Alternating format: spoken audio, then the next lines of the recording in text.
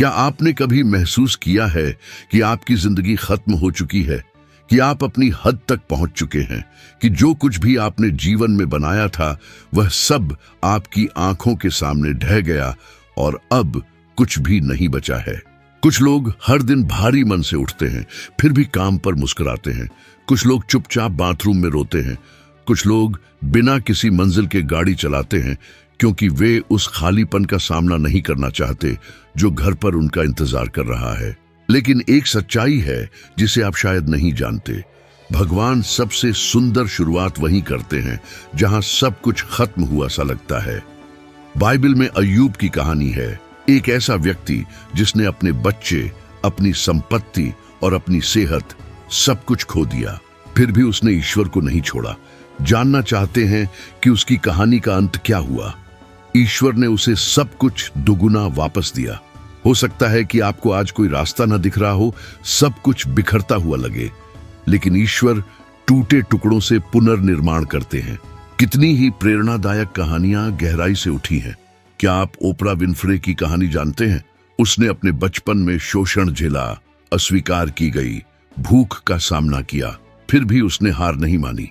उसने विश्वास रखा कि उसका अतीत उसके भविष्य को परिभाषित नहीं करता। आज वह विश्व की सबसे प्रभावशाली वक्ताओं में से एक है। इसलिए हार मत मानिए। ईश्वर अभी भी आपकी कहानी लिख रहे हैं और वे अधूरी किताबें कभी नहीं छोड़ते। क्या आपने कभी टूटे हुए दिल से गहरी निराशा के साथ प्रार्थना की है और फिर भी कुछ नहीं बदला? क्या आपने कमरे में, बाथरूम में या गाड़ी में घुटनों पर बैठकर किसी जवाब, किसी संकेत की तलाश की है और केवल सन्नाटा मिला? ऐसे पलों में अधिकतर लोग सोचते हैं, क्या ईश्वर ने मुझे भुला दिया? क्या वे मुझे दंड दे रहे हैं? क्या मेरी प्रार्थना अनसुनी कर दी गई? और यही सोच हमें एक खतरनाक चक्र में डाल देती है, संदेह, भय और उद्देश्यहीनता। लेकिन ज्यादातर लोग यह नहीं समझते कि ईश्वर का मौन अक्सर नहीं होता। वह एक तैयारी होती है, वह परिपक्वता होती है, वह सुरक्षा होती है। बाइबल में एक कहानी है जो इन परिस्थितियों में गहराई से बोलती है। यूसुफ की कहानी। उसे उसके अपने भाइयों ने धोखा दिया, उसे एक गड्ढे में फेंका गया, फिर दास बना दिया गया, एक अजनबी देश ले जाया गया, झूठा आरोप लगाया गया और जेल में डाला गया। यह वर्षों चला, मौन, अन्याय और पीड़ा के वर्ष। यूसुफ सोच सकता था कि भगवान ने उसे त्याग दिया है, लेकिन उसके भीतर कुछ था जो अभी भी विश्वास करता था, और यही हमें बचाता है। वह विश्वास जो हर विपरीत परिस्थिति के बावजूद जीवित रहता है। शायद आप इस वक्त उसी दौर से गुजर रहे हैं। शायद आपने अपनी नौकरी खो दी है और कोई उम्मीद नजर नहीं आ रही। शायद कोई ऐसा जिससे आप प्रेम करते थे आपको छोड़कर चला गया है और अब सब कुछ खाली लग रहा है। शायद आप बीमारी से, भावनात्मक संकट से या कर्ज में डूबे हैं और कहीं कोई रास्ता नहीं दिखता। लेकिन एक बात याद रखें, ईश्वर सन्नाटे में काम करते हैं। स्वर्ग शांत नहीं है, वे वहां भी काम कर रहे हैं जहां आप नहीं देख सकते। यही मौन वह स्थान है जहां ईश्वर सबसे अधिक निर्माण करते हैं। ज्यादातर लोग सोचते हैं कि चमत्कार तब होता है जब परिस्थितियां बेहतर हो जाती हैं, लेकिन सच्चा चमत्कार तब होता है जब कुछ भी नहीं बदलता और फिर भी आप हार नहीं मानते। जब आप बिना समझे भी आगे बढ़ने का निर्णय लेते हैं, जब आप भारी मन के बावजूद बिस्तर से उठते हैं। यही सच्चा विश्वास है, यही सच्ची उपासना है, यही वह क्षण है जब आप ईश्वर से कहते हैं, मैं देख नहीं पा रहा लेकिन फिर भी मैं भरोसा करता हूं। जानते हो, यह सब आसान नहीं है। कितनी बार ऐसा लगा कि सब कुछ छोड़कर कहीं दूर चले जाओ। कभी कभी सुबह उठते ही लगता है जैसे जीवन में तुम्हारी मौजूदगी से कोई फर्क नहीं पड़ता। कितनी बार सोचा कि बस हार मान लेना ही सबसे बेहतर रास्ता है, लेकिन फिर भी तुम रुके नहीं। तुम आज भी यहां हो और यही बहुत कुछ कहता है। यह साबित करता है कि तुम्हारे अंदर कोई ऐसी ताकत है जो शायद तुम्हें भी नहीं पता थी। उस ताकत का नाम है कृपा, दया, और वही परमेश्वर है जो तुम्हें संभालते हैं जब तुम खुद को नहीं संभाल पाते। बहुत सारे लोग इस चुप्पी के बीच जी रहे हैं। लोग जो ऑफिस में हंसते हैं लेकिन वॉशरूम में चुपचाप रोते हैं, जो सोशल मीडिया पर मुस्कुराते हैं लेकिन अंदर से खाली हैं, जो बच्चों को स्कूल छोड़ते हैं, घर संभालते हैं, बिल चुकाते हैं, लेकिन फिर भी ऐसा लगता है जैसे उन्हें कोई नहीं देख रहा। शायद तुम भी उन्हीं में से एक हो। शायद तुम किसी संकेत का इंतजार कर रहे हो, किसी शब्द का जो कहे हार मत मानो। अगर ऐसा है तो ये बात ध्यान से सुनो, ये अंत नहीं है। अब भी एक योजना है, अब भी एक उद्देश्य है, और परमेश्वर ने तुम्हारा साथ नहीं छोड़ा। तुम्हें महसूस करने की जरूरत नहीं कि वह मौजूद है। उनकी उपस्थिति तुम्हारी भावनाओं या कामों पर निर्भर नहीं करती। वह हमेशा रहते हैं, स्थिर, सच्चे और कभी कभी शांत, लेकिन पूरी तरह वास्तविक। और यही वह चुप्पी है जिसमें परमेश्वर कार्य करते हैं, आकार देते हैं, बदलते हैं और तैयार करते हैं। अगर तुम एक असली उदाहरण चाहते हो तो डेंजल वॉशिंगटन की कहानी को देखो। आज वे दुनिया के सबसे प्रसिद्ध अभिनेताओं में से एक हैं, लेकिन जब वे युवा थे तब कोई उन पर विश्वास नहीं करता था। उन्हें बार बार रिजेक्ट किया गया, उनके रूप रंग की आलोचना हुई और लोगों ने उनकी काबिलियत पर शक किया। लेकिन एक दिन चर्च की एक महिला के साथ प्रार्थना करते समय उन्हें एक भविष्यवाणी मिली। तुम लाखों लोगों से बात करोगे, दुनिया को प्रेरणा दोगे। और भले ही वह तुरंत सच न हुआ हो, उन्होंने विश्वास रखा, उन्होंने मेहनत की, और आज वे सिर्फ एक अभिनेता नहीं बल्कि विश्वास और उद्देश्य का संदेश फैलाने वाले हैं। उन्होंने चुप्पी में रुकना नहीं चुना, उन्होंने प्रक्रिया पर विश्वास किया। शायद अब तुम्हारी बारी है, देखने के बिना, महसूस किए बिना, सुने बिना भरोसा करने की। यही विश्वास तुम्हें उस योजना की ओर ले जाएगा जो परमेश्वर ने तुम्हारे लिए बनाई है। इस सप्ताह एक प्रयोग करो। हर दिन कुछ पल सिर्फ अपने और परमेश्वर के लिए निकालो।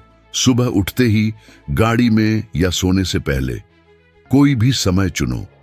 उस समय में कुछ मांगना नहीं, बस उनसे बात करो। उन्हें अपने दिल की बातें बताओ जैसे किसी करीबी दोस्त से कर रहे हो।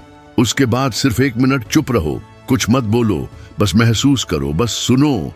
तुम देखोगे कि एक अनकहा शांति का अनुभव तुम्हें घेर लेगा, क्योंकि परमेश्वर चुप्पी में भी बोलते हैं, और जब वह बोलते हैं, भले शब्दों के बिना आत्मा उन्हें पहचान लेती है। अगर तुम्हारे चारों ओर सब कुछ शांत है तो समझ लो कि परमेश्वर तुम्हारे अंदर काम कर रहे हैं। वह कुछ ऐसा तैयार कर रहे हैं जो तुम्हारी आंखें अभी नहीं देख सकती, लेकिन तुम्हारा दिल उसे महसूस करना शुरू कर सकता है। थोड़ा और धैर्य रखो, गहरी सांस लो, एक कदम और चलो, क्योंकि स्वर्ग अभी भी तुम्हारी कहानी लिख रहा है, और अगला पन्ना शायद तुम्हारी जीत की शुरुआत हो। जीवन में ऐसे पल आते हैं जब लगता है कि सब कुछ एक साथ टूट रहा है। पीछे देखो तो अपने पुराने रूप की याद आती है, आगे देखो तो बस अनिश्चितता नजर आती है, और वर्तमान में बस दर्द ही दर्द होता है। ऐसा लगता है जैसे जीवन ने एक जोरदार झटका दिया हो और सब कुछ रुक गया हो। दुनिया चलती रहती है, लोग आगे बढ़ते हैं, लेकिन तुम्हारे भीतर सब ठहर गया है। तुम मुस्कुराने की कोशिश करते हो, लेकिन वह मुस्कान खोखली है। मजबूत बनने की कोशिश करते हो, लेकिन अब वो भी थका देता है। शायद तुम इस समय उस मोड़ पर खड़े हो जहां सब कुछ बिखरा हुआ लगता है। समझ नहीं आता कि कब और कैसे सब कुछ हाथ से निकल गया। तुम दिखावा करते हो कि सब ठीक है, लेकिन आत्मा थक चुकी है। और यही बहुत से लोग सोचते हैं कि सब खत्म हो गया, लेकिन यही वह जगह है जहां परमेश्वर नई शुरुआत करते हैं। टूटे हुए को लेकर कुछ नया बनाते हैं, और वो नया तुम्हारे लिए है। यह अंत नहीं है, यह तुम्हारे फिर से उठने की शुरुआत है। एक टूटा हुआ रिश्ता, दूर होता बच्चा, खत्म होता पैसा और कमजोर होती सेहत देखकर मन कहता है अब कोई रास्ता नहीं बचा। लेकिन ठीक वहीं जहां कुछ भी नहीं बचा होता, वहीं पर परमेश्वर अपने अद्भुत कार्य की शुरुआत करता है। वह शून्य से निर्माण करता है। कभी कभी हमें वह सब खोना पड़ता है जो सतही होता है, ताकि हम जान सकें कि असली मूल्य किसका है, और वह है केवल परमेश्वर। जिसे तुम अंत मानते हो, वही परमेश्वर की दृष्टि में एक नई शुरुआत हो सकती है। वह हमारी सीमाओं से नहीं, बल्कि अपने अनंत योजनाओं से कार्य करता है। बाइबल में अय्यूब की कहानी हमें आशा का संदेश देती है। एक धर्मी व्यक्ति जिसने एक ही दिन में अपने बच्चों, धन और स्वास्थ्य को खो दिया। वह अकेला रह गया। उसकी पत्नी ने भी उसे ठुकरा दिया। उसने रोया, प्रश्न किए, टूट गया, लेकिन फिर भी उसने परमेश्वर की निंदा नहीं की। उसने विश्वास में डटा रहा और अंत में परमेश्वर ने उसे सब कुछ दोगुना लौटा दिया। यह कोई कल्पना नहीं, यह एक जीवित गवाही है। परमेश्वर केवल दुख को अनुमति नहीं देता, वह उसे रूपांतरित करता है।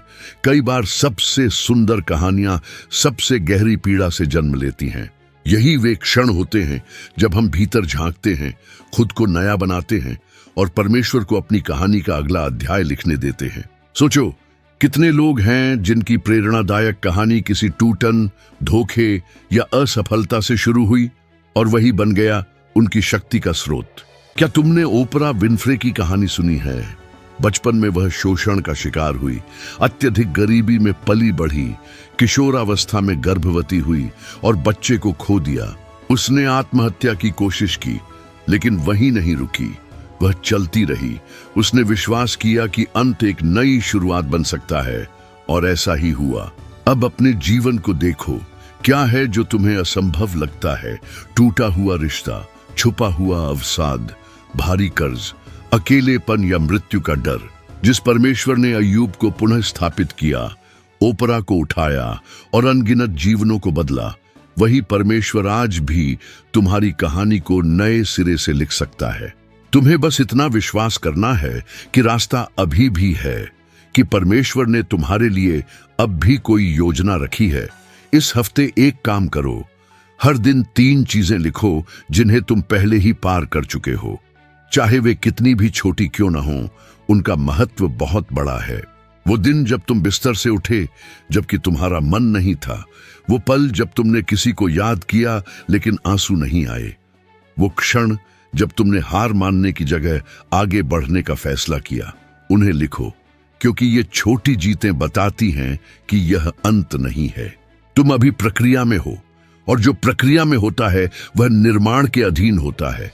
दर्द तुम्हारी कहानी का अंत नहीं है, यह केवल एक विराम है, और जो कलम थामे हुए है वह परमेश्वर है। वे अभी भी लिख रहे हैं, और जब परमेश्वर लिखते हैं तो रेगिस्तान भी फूल उठता है, घाटियां जीवन से भर जाती है, और तुम जो आज हार मानने की सोच रहे हो, फिर से मुस्कुराओगे, फिर से विश्वास करोगे, फिर से जियोगे, क्योंकि जो अंत तुम देख रहे हो वह शायद वही आरंभ हो जो परमेश्वर ने तुम्हारे लिए तय किया है। कई बार हम खुद को देखते हैं और सोचते हैं, मैं योग्य नहीं हूं, मेरे पास आवश्यक योग्यता नहीं है। बहुत से लोग प्रयास किए बिना ही हार मान लेते हैं, क्योंकि वे ऐसे बोझ उठाए हुए हैं जो उनके कभी थे ही नहीं। तुलना, डर, अपराध बोध, शर्म, ये सोच कि दूसरे अधिक आत्मिक, अधिक योग्य, अधिक पवित्र हैं, हमें रोक देती है। ये सोच हमें जकड़ लेती है। ये हमें उस रूप से दूर कर देती है जिस रूप में परमेश्वर हमें बुला रहे हैं। क्या परमेश्वर केवल ताकतवर, सही और परिपूर्ण लोगों को ही खोजते हैं? पूरी बाइबल इस बात की पुष्टि करती है कि नहीं, परमेश्वर परिपूर्णता नहीं बल्कि समर्पण खोजते हैं। वे ऐसे दिल चाहते हैं जो कहें, मैं यहां हूं, चाहे डर हो, घाव हो या असफलता हो। परमेश्वर के राज्य में जो अपनी कमजोरी को स्वीकार करता है, वही उसकी सामर्थ्य को सबसे नजदीक से अनुभव करता है। क्या तुम्हें पतरस की याद है? यीशु के सबसे करीब के चेलों में से एक, वही पानी पर चला, वही जिसने कहा, मैं तुझे कभी न छोड़ूंगा। लेकिन अंधकार की घड़ी में उसने यीशु का इनकार किया। एक बार नहीं, 2 बार नहीं, बल्कि 3 बार। और तीसरी बार के तुरंत बाद यीशु की नजरें उससे मिलीं। उस क्षण की शर्म, अपराध बोध और विफलता की कल्पना करो। परंतु यीशु ने क्या किया? उन्होंने पतरस को पुनर्स्थापित किया। उन्होंने उसे अपनी भेड़ों की देखभाल करने का कार्य सौंपा। पतरस गिरा, लेकिन उसे ठुकराया नहीं गया, वह उठाया गया, क्योंकि परमेश्वर गिरने वाले को अस्वीकार नहीं करते, वे चंगा करते हैं, नया करते हैं। और शायद तुम भी आज पतरस की तरह महसूस कर रहे हो, अपराध बोध में, शर्म में, सोचते हुए कि तुमने सब कुछ गंवा दिया है, सोचते हुए कि अब परमेश्वर तुम्हें उपयोग नहीं करेंगे। लेकिन सुनो, कोई भी गलती इतनी बड़ी नहीं होती कि वह एक पुनर्स्थापित करने वाले परमेश्वर को रोक सके। यदि उन्होंने दाऊद को व्यभिचार के बाद चुना, मूसा को हत्या के बाद खड़ा किया और शाऊल को पौलुस में बदला, तो वे तुम्हें भी उठा सकते हैं। तुम्हें परमेश्वर के साथ असाधारण जीवन जीने के लिए परिपूर्ण होने की आवश्यकता नहीं है। केवल समर्पण चाहिए, दोबारा शुरू करने की इच्छा, फिर से कोशिश करने का साहस और डर के बावजूद हां कहने का विश्वास। क्योंकि परमेश्वर उन्हें सक्षम बनाते हैं जिन्हें वे बुलाते हैं। वे तुम्हें इस रूप में नहीं चुनते जैसे तुम अभी हो, बल्कि उस रूप में जिसे वे जानते हैं तुम बन सकते हो। क्या तुमने कभी सोचा है कि कितनी बार परमेश्वर ने तुम्हारा उपयोग किया है बिना तुम्हारे जाने? वह संदेश जो तुमने सही समय पर भेजा, वह शब्द जो किसी को सांत्वना दे गया, वह आलिंगन जो किसी को हार मानने से रोक गया, ये सब तुम्हारे द्वारा ही हुआ। तुम परमेश्वर के राज्य में अनमोल हो। भले ही तुम थके हुए हो या डगमगाए हुए, परमेश्वर तुम्हें देख रहे हैं और उन्होंने तुम्हारे साथ अपनी कहानी को खत्म नहीं किया है। कलम अभी भी उनके हाथ में है और जो कहानी वे लिख रहे हैं उसका अंत अभी दूर है। क्या आपको लगता है कि यह सिर्फ एक संयोग है? नहीं, यह ईश्वर की योजना है। उन्होंने पहले ही आपको छोटी छोटी बातों में उपयोग किया है और अब वह आपके पूरे जीवन को अपने उद्देश्य के लिए इस्तेमाल करना चाहते हैं। और यह मत सोचिए कि आपको इस्तेमाल होने के लिए माइक, मंच या किसी बड़े पद की जरूरत है। ईश्वर वहीं काम करते हैं जहां आप हैं, आपके ऑफिस में, स्कूल में, घर में, बच्चों और दोस्तों के साथ। कभी कभी सबसे बड़ा मिशन क्षेत्र आपका अपना ड्राइंग रूम होता है। सबसे गहरी प्रार्थना वह होती है जब आप चुपचाप बर्तन धोते हुए भगवान से मन ही मन बात करते हैं। और सबसे असरदार उपदेश तब होता है जब आप उन्हें क्षमा करते हैं जिन्होंने आपको चोट पहुंचाई। इसलिए जहां आप हैं उस जगह को कम मत आंके। अगर ईश्वर आपके साथ है तो वह स्थान पवित्र है। निक वुजिसिक इसका एक जीवंत उदाहरण है। वह बिना हाथ पैर के जन्मे उनका मजाक उड़ाया गया। उन्होंने गहरी पीड़ा सही। उन्होंने सोचा कि वह एक गलती है, उनका कोई मूल्य नहीं है और जीवन व्यर्थ है। लेकिन एक दिन उन्होंने अपना दर्द परमेश्वर को सौंप दिया और उसी दर्द को ईश्वर ने एक गवाही में बदल दिया। आज निक करोड़ों लोगों के लिए प्रेरणा बन चुके हैं क्योंकि उन्होंने खुद को पूरी तरह ईश्वर को समर्पित किया, न कि इसलिए कि वो परिपूर्ण हैं। शायद आपके जीवन का सबसे बड़ा चमत्कार वह नहीं होगा जो ईश्वर आपके लिए करेंगे, बल्कि जो वह आपके माध्यम से करेंगे। और यह तभी शुरू होता है जब आप भागना बंद कर देते हैं और हां कहना शुरू करते हैं। भले ही आपको डर लगे, आप कमजोर महसूस करें या कुछ भी समझ ना आ रहा हो। सच तो यह है कि अकेले कोई भी काफी नहीं होता, लेकिन जब ईश्वर साथ होते हैं तो कमजोर भी महान कार्य करता है।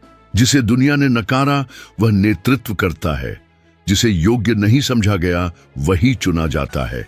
आज एक साधारण संकल्प लें। अगले 30 दिनों तक हर सुबह उठकर यह वाक्य जोर से बोलिए, हे प्रभु, मैं परिपूर्ण नहीं हूं, लेकिन मैं आपका हूं। जैसे चाहो मुझे उपयोग करो। यह सुंदर होना जरूरी नहीं है, बस सच्चा होना चाहिए, क्योंकि ईश्वर शब्दों से पहले दिल की सच्चाई सुनते हैं। और जब उन्हें सच्चाई मिलती है वह मिट्टी को पात्र बना देते हैं, अंधकार को गवाही और कमजोरी को शक्ति में बदल देते हैं। आप किसी से पीछे नहीं हैं, आप देर से नहीं आए, आप बिल्कुल उसी समय पर हैं जब ईश्वर आपके जीवन में कुछ नया आरंभ करना चाहते हैं। अब बस एक सवाल है, क्या आप तैयार हैं? कुछ दर्द ऐसे होते हैं जिन्हें हम समझा नहीं सकते। वो रिपोर्टों में नहीं दिखते, लोग उन्हें नहीं देख पाते, आप खुद भी उन्हें नजरअंदाज करने की कोशिश करते हैं। फिर भी वो दर्द अंदर ही अंदर धड़कते रहते हैं। कभी वो नुकसान की वजह से आते हैं, कभी ठुकराए जाने की वजह से, और कभी उन सपनों के टूटने से जो आपकी आत्मा को चीर देते हैं। और जब ये दर्द बढ़ता है हम सवाल पूछना शुरू कर देते हैं, अगर ईश्वर मुझसे प्रेम करते हैं तो उन्होंने ऐसा क्यों होने दिया? अगर वह मेरे साथ हैं तो उन्होंने मुझे इससे क्यों नहीं बचाया? क्या उन्होंने मुझे बीच रास्ते में छोड़ दिया? शायद आप अभी ठीक उसी मोड़ पर खड़े हैं, इस दर्द का मतलब समझने की कोशिश कर रहे हैं, इस पीड़ा में कोई उद्देश्य खोज रहे हैं। लेकिन जब आप क्रूस को देखते हैं तो एक सच्चाई सामने आती है। यहां तक कि ईश्वर का पुत्र भी दर्द से अछूता नहीं रहा। यीशु ने आंसू बहाए, डर महसूस किया, उदासी में डूबे। गठसमनी में उन्होंने पिता से यह कप हटाने की प्रार्थना की, लेकिन स्वर्ग मौन रहा। कई बार यही पीड़ा उस उद्देश्य को जन्म देती है जो हमारे भीतर छिपा होता है। हम दर्द से भागना चाहते हैं, लेकिन कुछ चीजें सिर्फ तब जन्म लेती हैं जब हम उस दर्द से होकर गुजरते हैं। फिर भी यीशु भागे नहीं, उन्होंने भरोसा बनाए रखा। और इससे हम सीखते हैं कि ईश्वर की चुप्पी का मतलब त्याग नहीं है। पीड़ा का अर्थ ईश्वर की अनुपस्थिति नहीं है। इसी दर्द में हम ईश्वर पर और अधिक निर्भर होना सीखते हैं। हम अंदर से मजबूत होते हैं। हम वह बनते हैं जो हम अकेले कभी नहीं बन सकते थे, और वहीं से ईश्वर का चमत्कार शुरू होता है। दर्द के बीच ही हम वो आवाजें सुन पाते हैं जो पहले जीवन की आपाधापी में दब गई थी। इसका मतलब यह नहीं कि पीड़ा अच्छी है, बल्कि यह कि परमेश्वर कभी भी किसी दर्द को व्यर्थ नहीं जाने देते। वो हमारे टूटे हुए हिस्सों को भी प्रयोग करते हैं, हमें बदलने, सिखाने और चंगा करने के लिए। क्या आपने गौर किया है कि सबसे दयालु और समझदार लोग अक्सर वही होते हैं जिन्होंने गहरी तकलीफें झेली हैं? यह संयोग नहीं है। जब दर्द को सही हाथों में सौंपा जाता है तो वह केवल पीड़ा नहीं रहता, वह चंगाई का एक औजार बन जाता है, न सिर्फ आपके लिए बल्कि आपके आसपास के लोगों के लिए भी। संभव है कि जो कुछ आप अभी झेल रहे हैं वह आपको तोड़ने के लिए नहीं, बल्कि आपको उस व्यक्ति में बदलने के लिए हो जो दूसरों को भविष्य में चंगा कर सके। आज बहुत से लोग अंदर ही अंदर घायल हैं, बाहर से मुस्कुराते हैं लेकिन भीतर से टूटे हुए हैं। उनके पास कोई नहीं जिससे वे खुलकर बात कर सकें। आप जो दुख आज सह रहे हैं वह भविष्य में किसी के टूटे हुए दिल की प्रार्थना का उत्तर बन सकता है, क्योंकि आपकी यह जीत किसी और की उम्मीद बन सकती है। भले ही अभी अंधेरा और भ्रम हो, लेकिन यकीन मानिए आप इस तूफान से वैसे नहीं निकलेंगे जैसे आप इसमें आए थे। आप और मजबूत और समझदार और अधिक दयालु बनकर निकलेंगे। दर्द अक्सर संकेत होता है कि परमेश्वर आपको किसी ऐसी चीज से निकाल रहे हैं जो अब उनके योजना का हिस्सा नहीं रही। लेकिन हमें तो आदत हो जाती है लोगों की, स्थानों की, परिस्थितियों की। जब वो चीजें हमारी आत्मा को पोषण देना बंद कर देती हैं, तब परमेश्वर दर्द के माध्यम से हमें जगा देते हैं, जैसे एक दिव्य धक्का जो हमें आगे बढ़ाता है। आराम अक्सर हमें जड़ बना देता है, लेकिन पीड़ा हमें हिला देती है। वह हमें सच्ची प्रार्थना करना सिखाती है, सच्चा भरोसा करना और सच्चे दिल से समर्पण करना सिखाती है। क्या आपने जे.के. रोलिंग की कहानी सुनी है? दुनिया की सबसे लोकप्रिय किताबों में से एक लिखने से पहले वह बेरोजगार थीं, अवसाद में थीं और अकेले अपनी बेटी की परवरिश कर रही थीं। उन्होंने कैफे में बैठकर लिखा क्योंकि घर में हीटर नहीं था और कई प्रकाशकों ने उनकी पांडुलिपि को अस्वीकार कर दिया। फिर भी उन्होंने हार नहीं मानी, दर्द में भी वे लिखती रहीं। आज उनकी कहानी लाखों लोगों को प्रेरित करती है। क्यों? क्योंकि उन्होंने अपने दर्द को अपनी हार नहीं बनने दिया, उन्होंने उसे पार किया। आप भी पार कर सकते हैं, चाहे वह शारीरिक हो, भावनात्मक हो या आत्मिक। परमेश्वर उस दर्द को पूरी तरह समझते हैं। वे आपके साथ महसूस करते हैं, आपके साथ रोते हैं और उससे भी बढ़कर वे वादा करते हैं। रोना रात भर हो सकता है लेकिन सुबह आनंद आता है। उन्होंने कभी नहीं कहा कि रात नहीं आएगी, लेकिन उन्होंने यह कहा कि वह आखिरी नहीं होगी। जब पीड़ा ईश्वर के हाथों में होती है तो वह विनाश नहीं करती बल्कि निर्माण करती है। वह भूमि को सींचती है, हृदय को तैयार करती है और सोई हुई आशाओं को फिर से जीवित करती है। आज जो तुम्हें तोड़ रहा है वही कल तुम्हें पहले से अधिक मजबूत बनाएगा। तुम भुलाए नहीं गए हो, तुम आकार दिए जा रहे हो। ईश्वर अदृश्य रूप से कार्य कर रहे हैं और जल्द ही तुम्हारा हृदय उस चमत्कार को देखेगा जो वह अभी से रच रहे हैं। हार मत मानो, अभी नहीं, खासकर तब नहीं जब अगला मौसम तुम्हारे जीवन का सबसे सुंदर खिला हुआ मौसम बन सकता है। वह रातें जब तुम अकेले रोए वे सब व्यर्थ नहीं थीं। वो पल जब तुम चुपचाप उत्तर की प्रतीक्षा कर रहे थे, और वो क्षण जब तुमने सोचा कि अब आगे बढ़ने का कोई अर्थ नहीं बचा है, इन सभी में भी तुम डटे रहे। यह अपने आप में एक चमत्कार है। ईश्वर ने अभी तुम्हारे साथ अपनी योजना पूरी नहीं की है। तुम्हारी कहानी अभी लिखी जा रही है, और जब ईश्वर लिखते हैं तो सबसे पीड़ादायक अध्याय भी सुंदर समापन की ओर ले जाते हैं। कृपया अभी रुकना मत। ये इसलिए नहीं कि रास्ता आसान है, बल्कि इसलिए कि तुम अकेले नहीं हो। एक दिन तुम पीछे मुड़कर देखोगे और आभारी रहोगे कि तुम यहां पर नहीं रुके। गहरी सांस लो, एक क्षण के लिए आंखें बंद करो और सोचो तुमने अब तक क्या क्या सहा है। वे रातें जब तुम बिना किसी को बताए जागते रहे, वह आंसू जो तकिए में छिप गए, और वे सुबह जब तुमने खुद को उठाया, वे दिन जब तुमने अपना दर्द छुपा लिया ताकि किसी और को चिंता ना हो, जब तुम मुस्कुराए जबकि भीतर से टूटे हुए थे, और फिर भी तुम आज भी यहां हो, अभी भी खड़े हो। तुम्हारा हृदय अभी भी धड़क रहा है, चाहे थका हो। तुम्हारी आत्मा घायल हो सकती है, लेकिन वह अभी भी डटी हुई है। यह कमजोरी नहीं, बल्कि एक चमत्कार है। ईश्वर सदा तुम्हारे साथ थे, हर संघर्ष में।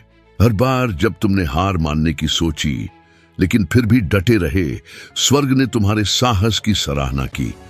तुम कल्पना से अधिक मजबूत हो, विश्वास से अधिक सहनशील हो, और मूल्य में अनमोल हो। ईश्वर ने तुम्हें बनाते समय कोई भूल नहीं की। उन्हें तुम्हारे हर घाव, हर डर, हर गिरावट का पता था। फिर भी उन्होंने तुम्हें अपने अनंत प्रेम से प्रेम करना चुना, और तुम्हें तुम्हारे नाम से पुकारा। वह जानते हैं तुम वास्तव में कौन हो, तुम्हारे भीतर क्या चल रहा है। फिर भी वह तुम्हें अपना पुत्र, अपनी संतान कहते हैं। और यदि आज तुम अपने अंत पर हो, तो जान लो, यही वह स्थान है जहां ईश्वर सबसे अधिक कार्य करते हैं। वह टूटे हुए सपनों को पुनर्जीवित करने, बिखरे दिलों को चंगा करने, और खंडहरों को फिर से खड़ा करने में विशेषज्ञ है। अभी यह अंत नहीं है, यह तो केवल प्रक्रिया है। इसका अंत एक ही है, विजय। इस पीड़ा को अंतिम अध्याय मत बनने दो। अभी हार मत मानो। वही हाथ जो आंधी को आने देता है, वही उसे शांत भी करता है। और ईश्वर तुम्हारी नाव में है, इवन जब ऐसा लगे कि वह सो रहे हैं। तो रो अगर जरूरत हो, लेकिन रुकना मत। लड़खड़ाओ, लेकिन पीछे मत हटो। तुम्हारा हर एक कदम स्वर्ग में अनंत स्याही से लिखा जा रहा है। और एक दिन तुम कहोगे, मुश्किल था पर मैंने पार किया। तुम कभी अनदेखे नहीं किए गए, न ही तुम्हें कभी आधे दिल से प्यार किया गया, क्योंकि आरंभ से ही तुम वह कारण रहे हो जिसके लिए परमेश्वर ने आशा से भरी कहानियां लिखना बंद नहीं किया। और उन सभी कहानियों में से जो उसने रची हैं, उसने सबसे सुंदर कहानी को तुम्हारे माध्यम से लिखना चुना, ताकि तुम्हारा जीवन उसके प्रेम का जीवित प्रमाण बने।